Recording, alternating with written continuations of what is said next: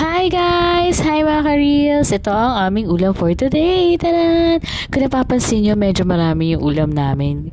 At kung makikita nyo rin, medyo marami yung plato namin na may kanin. Kasi medyo marami po talaga kami. 8 kami.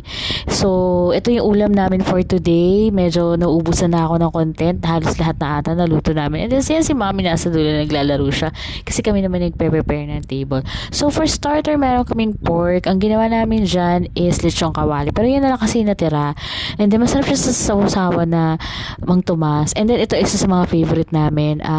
Hotdog omelet. Itong kuna ba kasarap niya sa toyo. Napaparami ka talaga na kain. Ito rin. Itong inihaw na liempo namin. Okay na siya sa toyo mansi.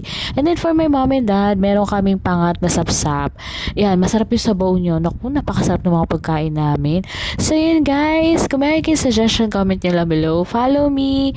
Guys, pwede ako makatanggap ng stars. So, kita nyo naman